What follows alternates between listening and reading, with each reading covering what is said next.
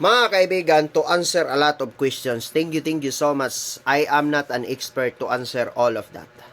I am here to reiterate some of those informations that I know, and before I got that, I done to be in research to read books and or as an expert. So that's why, mga kaibigan, I am here to be with you, not to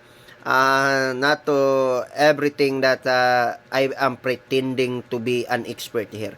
I am not expert. I am ordinary citizens only. I am and belongs to the very ordinary person, mga kaibigan. So that's why, for you to understand the standing of my life, you know what I am. That's in deep and inside in my heart, mga kaibigan.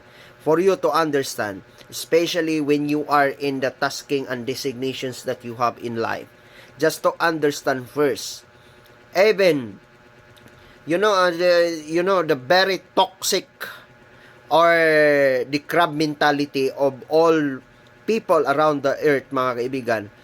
Filipino, it's a mixed culture, that's we understand. But there is a lot of Filipinos who are very pretentious, very arrogant, very hambog, mga kaibigan. So, just to understand that we are came here in this universe from nothing and we live for nothing. Even you are the most powerful, you got the 25 star in your shoulder and everything, you are the most powerful and the wealthiest man of this universe, then you live for nothing. All of that is temporary. That's the kinds of money that you hold on right now, even it's come from the illegal, from the SOP that you have. It's from and temporary it is entrusted by the society to you, mga kaibigan. Even you look at the money, even the dollars, the Philippine peso, look at the Philippine peso. Ang salaping ito ay babayarin ng Bangko Sentral. It is not your own. It is owned by the government. It's the people or the society own with that, mga kaibigan. So that's why, do not be humbug in your life. So there is a lot in the designations and tasking and responsibility and duties and obligations in life, mga kaibigan, in this universe. That there is a lot, especially in the organization where the RB belong, mga kaibigan. Even if you are talking that you are a senior on the rank or senior in officer, you are an officer of this universe, do not be humbug in this life, mga kaibigan.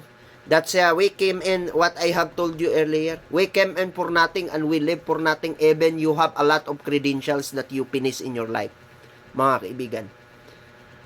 Mamatay tatanan gihapon biyaana just to enjoy your life in the simplest and the honest life that we earn in that the simply earnings of money that we have. You got that money in your life right now.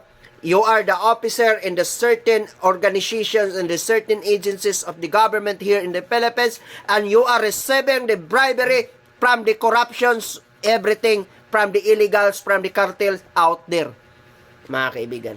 Mind you, I talking here a reality about life. Do not be humbug all of that, mga kaibigan. You ask for nothing about this because they are receiving in the secret way of receiving an SOP and different types of illegals in the country. So that's why the corruption, they could not be stopped. The illegals, they could not be stopped.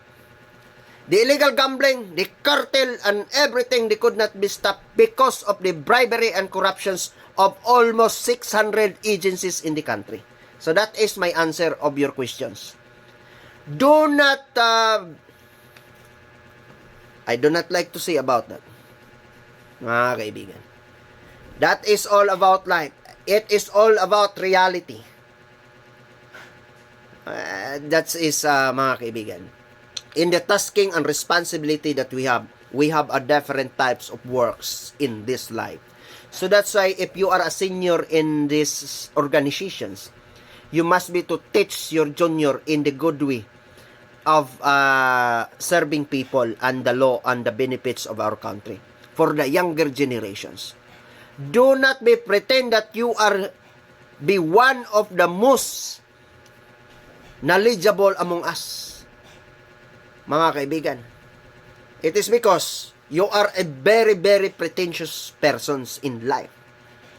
Pag ganun po ang gagawin nyo. Hindi porket senior ka, hindi porket official ka, hindi porket ay mayaman ka, hindi porket ay powerful ka, ang dami mong pera, ang dami mong titulo sa buhay, magyayabang ka na sa buhay mo.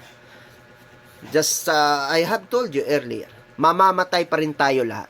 Just enjoy the kinds of the benefits that you receive from the Almighty Father who art in heaven. Mind you, no? It is not all about nothing. It is all about life and be faithful of what we have and be contented of what we have. What are you talking about that? If you are a senior, if you are an officer, mga kaibigan, kung junior ang naadiha, and then try to follow that's kinds of command from in the protocols of command under the law, mga kaibigan. Do not argue, do not shout it to the juniors. Teach the junior to generate income and making money in their life. Because money is the most important needs of the human society in the human civilizations. When the man create this money, the man become an evilous in thinking and man become a criminal. Mga kaibigan, there is a lot of things to be fixed in this life. Just to understand it. Because of money. Not because of the corruptions, not because of the bribery. It is because of the money. Can man become evilous in thinking to earn that money, to earn that in life, to be pretend as a wealthiest man. Just to understand things. It is all about given by God. That you have a lot of money from the illegals right now, it is all entrusted by the society in the darkness society of criminals. At you receive in the faithfulness and the simplest and the honest earned money that you have, that is entrusted by the good society of the government. Thank you so much.